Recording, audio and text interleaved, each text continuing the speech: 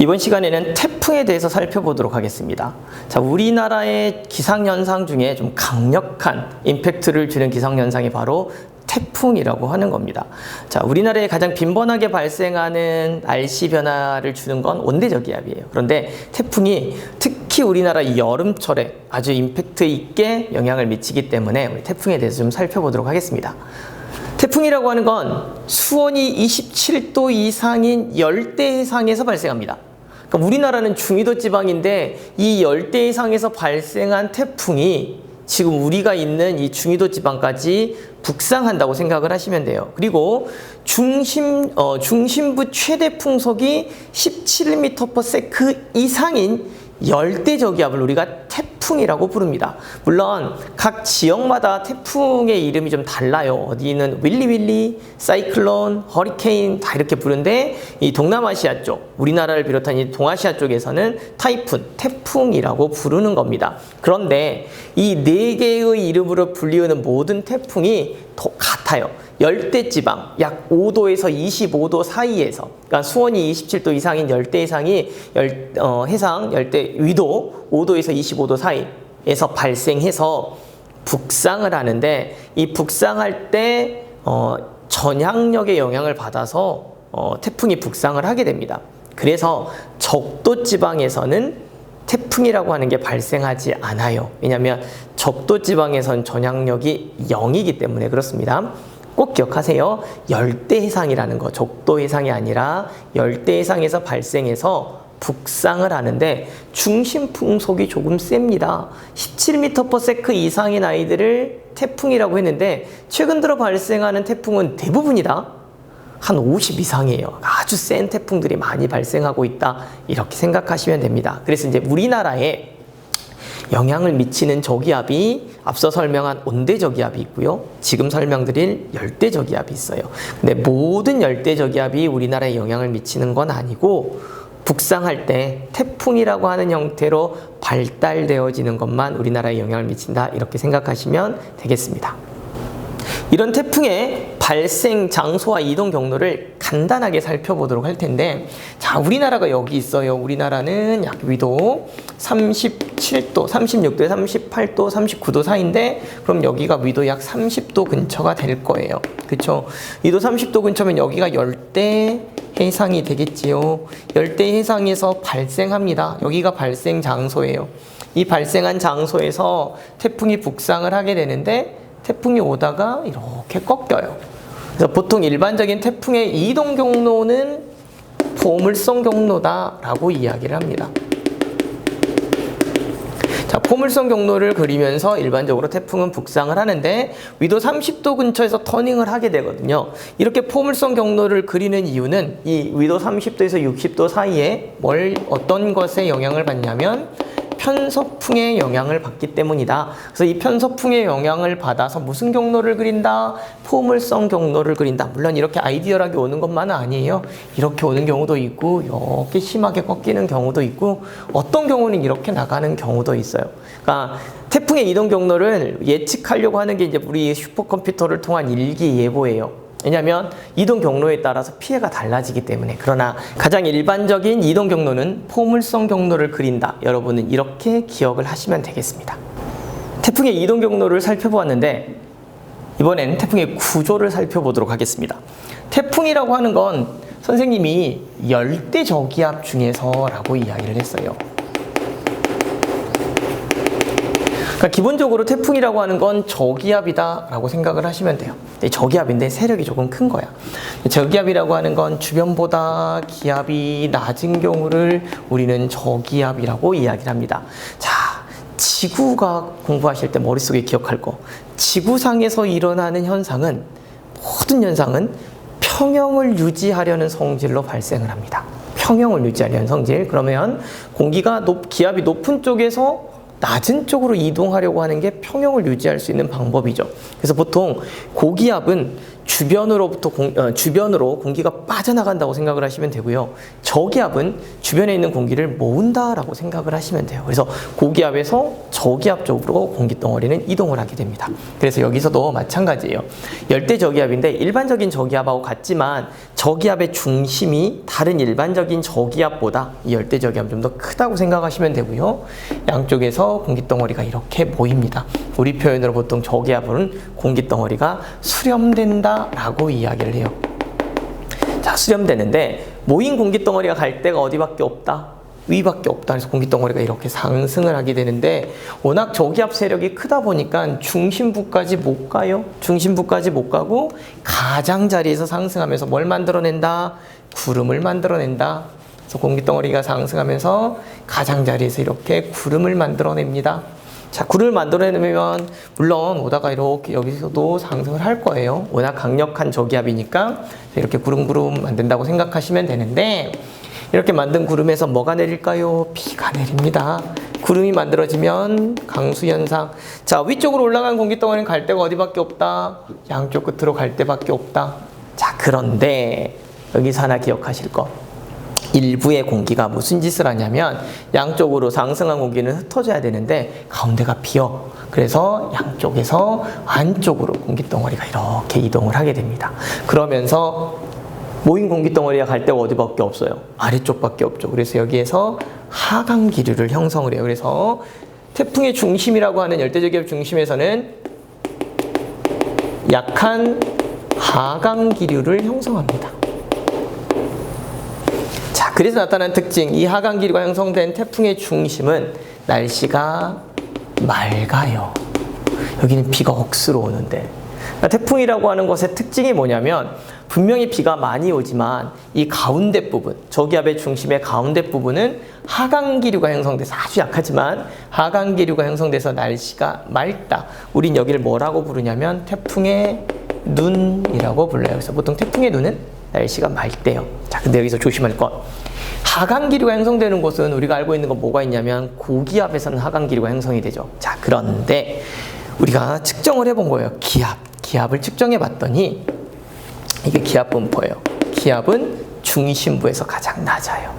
그러니까 저기압이 있는 곳이지만 하강기류가 형성돼서 날씨가 맑은 것 뿐이지 하강기류가 형성됐다고 해서 고기압은 아니라는 거. 그래서 중심부의 기압이 어쩐다? 가장 낮다. 저기압이니까. 자, 그 다음 또 하나의 특징. 그런데 이게 풍속이에요.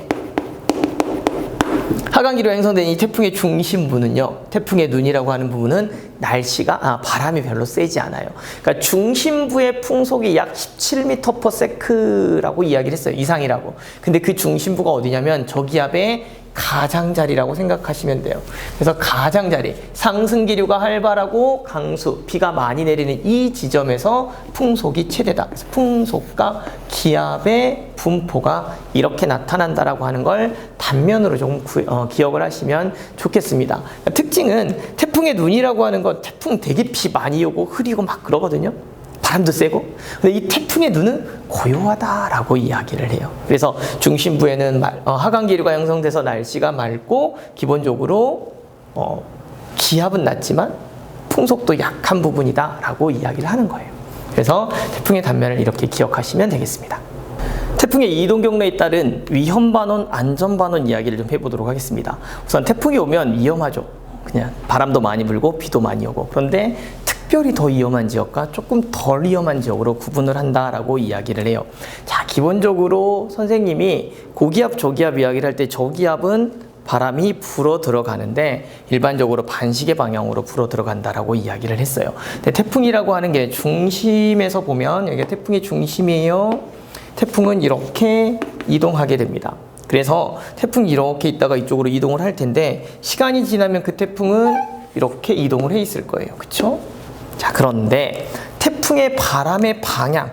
자, 태풍 중심을 향해서 이건 저기압이니까 반시계 방향으로 이렇게 바람이 불어 들어갈 거예요. 그죠? 시간이 지나면 태풍은 이만큼 진행을 합니다. 그럼 여기가 태풍의 중심, 저기압이니까 여기를 중심으로 바람은 똑같이 이 밑에 있을 때랑 같이 바람이 불어 들어갈 거예요. 자, 그럼 여기에서의 특징이에요. 태풍 진행 방향의 오른쪽을 생각을 해보시면 이 지역은 A라는 지역은 가만히 있었겠죠. 가만히 있었는데 태풍이 여기 있다가 이쪽으로 진행을 했어요. 그래서 태풍이 바람이 처음엔 이렇게 불다가 바람이 이렇게 불어요. 그래서 태풍의 바람 방향이 이렇게 바뀌네요. 근데 B 지역을 보면 분명히 이 B 지역에 있는 친구는 가만히 있었는데 태풍의 중심이 여기 있다가 이쪽으로 이동을 했어요. 그래서 처음엔 바람이 이렇게 불다가 바람이 이렇게 불었어요. 그래서 바람 방향이 이렇게 바뀝니다. 그죠?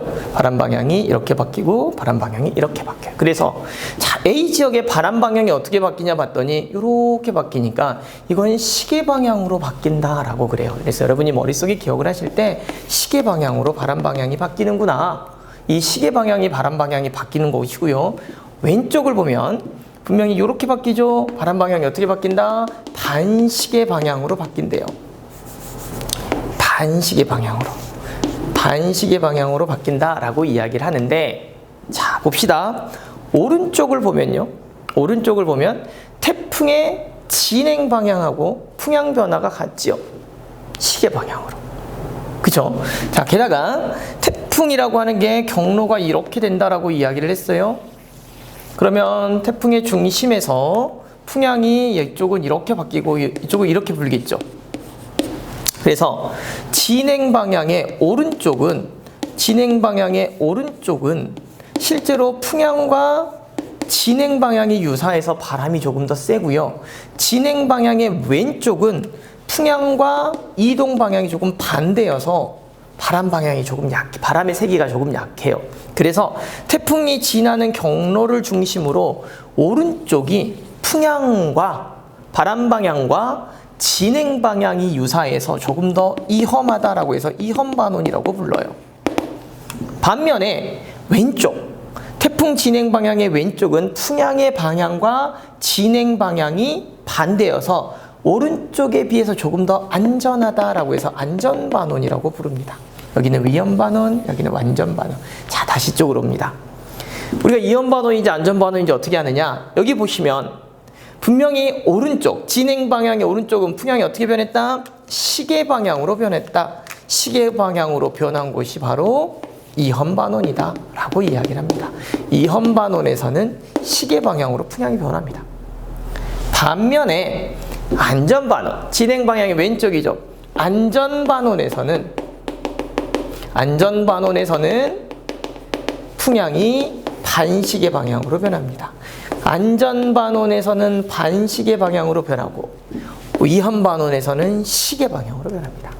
그래서 우리는 풍향이 시계 방향으로 변하느냐 반시계 방향으로 변하느냐에 따라서 태풍의 경로를 예측할 수 있어요. 그래서 시계 방향으로 변하는 곳에 있으면 나 지금 이험반원에 있다 이렇게 생각하시면 되고요. 풍향이 반시계 방향으로 변하면 난 그래도 안전반원에 있구나 이렇게 생각을 하시면 된대요. 그래서 보통 이제 우리나라 지도가 이렇게 있을 때 이거 서울이라고 합시다. 태풍이 이렇게 지나가면 서울은 위험반원이죠. 되게 위험해요. 그런데 만약에 태풍이 이렇게 지나가면 서울은 안전반원이죠. 그래서 동남쪽, 부산이나 이런 지역에 비해서 실제로 태풍 피해가 조금 더 적다라고 이야기를 해요. 그래서 태풍의 이동 경로에 따라서 풍향이 변하는데 풍향의 변화를 가지고 이험반원인지 안전반원인지 아는 거고 이험반원인지 안전반원인지 알면 우리가 태풍 예방을 예방 대책을 조금 더 잘 세울 수 있겠죠. 그래서 위험반원인 이유는 진행 방향과 풍향의 방향이 유사해서 안전반원인 이유는 진행 방향과 풍향 방향이 조금 반대로 형성되기 때문에 안전반원이다라고 이야기를 해요. 예전에는 이걸 가항반원, 저항이 증가되는, 그죠? 진행 방향하고 반대로 나타나니까 그렇게 표현한 적도 있었어요. 그런데 안전반원, 이험반원. 근데 안전반원이라고 해서 진짜 안전한 건 아니고요. 이 이험반원에 비해서 좀 덜 위험하다 이 정도 생각하시면 돼요. 태풍이 지나가면요 무조건 위험해요.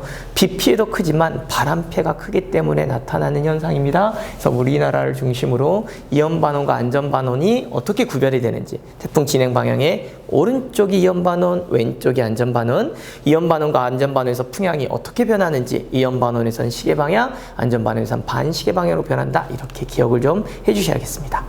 이처럼 태풍은 우리나라에 특히 7월, 8월, 9월 여름철에 북상하면서 많이 발생하고 우리나라에 피해를 많이 주는 열대저기압 종류 중에 하나입니다. 1년 내내 오기도 하지만 실제로 태풍의 이동 경로 자체가 북태평양 기단이 발달하는 여름철에 북태평양 기단의 가장자리를 따라 돌면서 우리나라에 영향을 미치는 경우가 많고요. 실제로 가을로 갈수록 점점 동쪽으로 치우치는데 양쯔강 기단의 발달로 인해서 미리 포물선 경로를 그리기 때문에 나타나는 특징입니다. 그래서 매월 나타나는 태풍의 특징은 조금씩 다르지만, 특히 이동 경로는 조금씩 다르지만 전반적인 태풍의 단면에서 나타나는 기상현상, 그리고 태풍 중심의 오른쪽이냐 왼쪽이냐에 왼쪽이냐에 따라서 나타나는 피해 현상들은 거의 동일하게 나타난다라고 여러분들이 생각을 해주시면 되겠습니다.